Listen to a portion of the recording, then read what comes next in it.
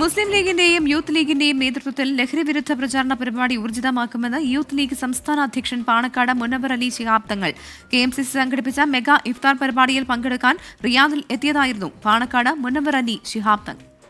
എല്ലാ ജില്ലകളിലും മുസ്ലിം യൂത്ത് ലീഗിൻ്റെ നേതൃത്വത്തിൽ നൈറ്റ് അലേർട്ട് എന്ന പരിപാടി നടത്തി ഒരു ബോധവൽക്കരണ ക്യാമ്പയിൻ തുടങ്ങിയിരിക്കുകയാണ്. അപ്പോൾ ഇങ്ങനെ എല്ലാവരും കൂടി ഒത്തൊരുമിച്ചുകൊണ്ട് ഗവൺമെൻറ്റും അതുപോലെ പോലീസ് ഉദ്യോഗസ്ഥരും രാഷ്ട്രീയ പാർട്ടികളും മതസംഘടനകളും മറ്റ് എല്ലാ ഏജൻസികളും പൊതുജനങ്ങളും ഒന്നിച്ചിറങ്ങിയാൽ മാത്രമാണ് ഇതിനൊരു അവസാനം കാണാൻ കഴിയൂ എന്നതാണ് നമുക്ക് അറിയാൻ കഴിയുന്ന ഒരു വലിയ സത്യം.